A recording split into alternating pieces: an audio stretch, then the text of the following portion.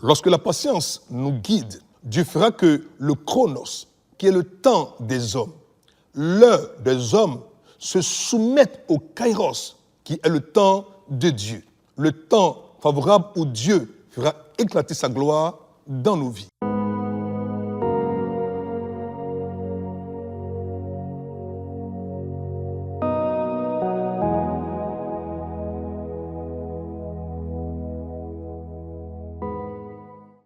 Très heureux de nous recevoir à Message d'Espoir, Parole d'Espérance, Parole de Vie. Et le thème d'aujourd'hui, c'est la salle d'attente de Dieu. Les Saintes Écritures définissent l'attente comme un temps d'anticipation, un temps d'espérance. C'est ainsi que espérer et faire confiance au timing de celui qui nous a demandé d'attendre, c'est-à-dire Dieu. Attendre la salle d'attente de Dieu exige de la foi, de la patience, de l'humilité, de la force intérieure et une bonne dose de persévérance. Rester dans la salle d'attente de Dieu, c'est rester en un lieu jusqu'à ce que quelqu'un arrive, jusqu'à ce que quelque chose se produise. Selon la pensée hébraïque, attendre, c'est compter sur. Attendre, c'est s'attarder. C'est dans la salle d'attente de Dieu que le Seigneur Saint-Esprit opérera un tri parmi ses enfants. Dans l'attente, un fruit de l'Esprit transparaît. Et ce fruit, c'est la patience. Et seuls ceux qui ont ce trait de caractère recevront la visitation du Seigneur. Le Seigneur Jésus, lors de son ascension, avait recommandé à 500 de ses disciples d'attendre la venue de la promesse à Jérusalem. Mais seuls 120 ont été assez patients pour rester dans la salle d'attente de Dieu et ont été remplis. Celui ou celle qui sait attendre Dieu ne perd pas de temps, mais gagne du temps. Je reprends. Celui ou celle qui sait attendre Dieu ne perd pas de temps, mais gagne du temps. Car ceux ou celles qui s'attardent dans la quête de la présence de Dieu, Dieu s'attarde aussi dans leur présence. Ce à quoi on s'expose longtemps nous affecte profondément. En Luc 12, verset 36, il est écrit ceci. Et vous, soyez semblables à des hommes qui attendent que leur maître revienne des noces afin de lui ouvrir. Dès qu'il arrivera, il frappera. En Acte 1, verset 4, il est écrit ceci. Comme il se trouvait avec eux, il leur recommanda de ne pas s'éloigner de Jérusalem, mais d'attendre ce que le Père avait promis. Ce que je vous ai annoncé, leur dit-il.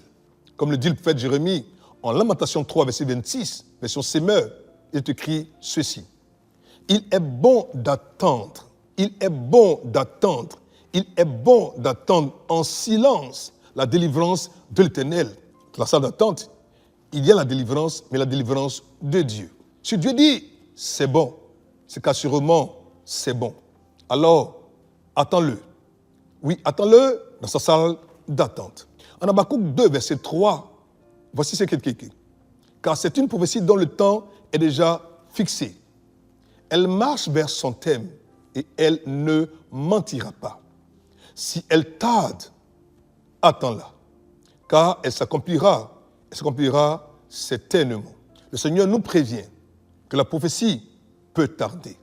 Et même si elle tarde, on doit l'attendre. Car notre attente dans la salle d'attente du Seigneur ne sera pas et ne sera jamais vaine.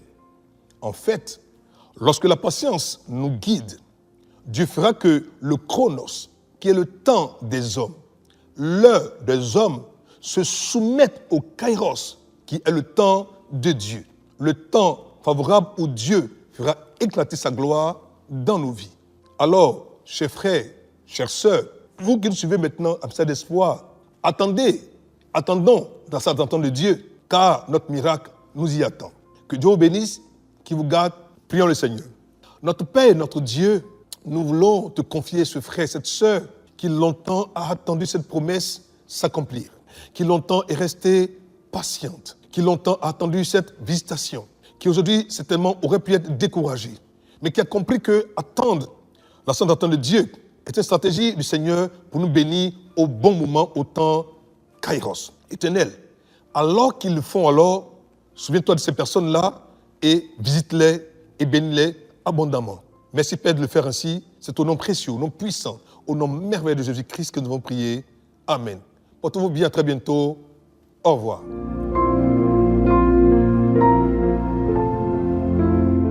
Pour vous qui nous suivez et qui nous avez suivi un message d'espoir aujourd'hui et qui avez pris la résolution de donner et d'offrir votre vie au Seigneur Jésus-Christ de Nazareth.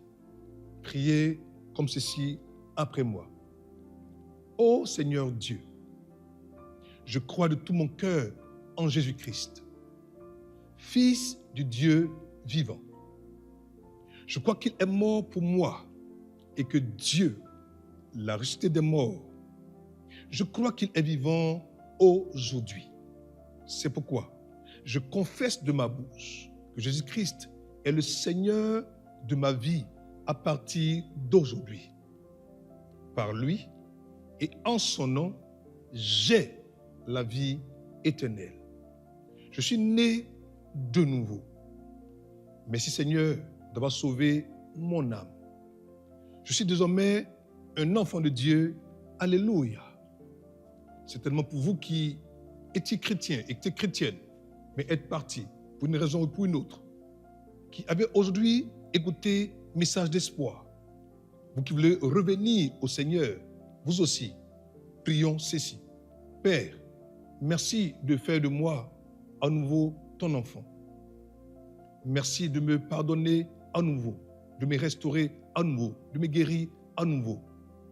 Je reviens à toi le cœur repentant et je ressoumets ma vie à la Seigneurie du Seigneur Jésus-Christ de Nazareth. Je réactive en moi la vie éternelle et je sais, Père, que tu m'as déjà pardonné. Mais Seigneur, pour la paix, pour la vie, pour la victoire et pour la sanctification que tu m'as accordée, gloire soit rendue. C'est au nom précieux de Jésus-Christ de Nazareth que je suis à nouveau enfant de Dieu. Alléluia. Que Dieu te bénisse, que Dieu te garde et qu'il t'accorde sa paix et son shalom. Portez-vous bien, à très bientôt. Au revoir.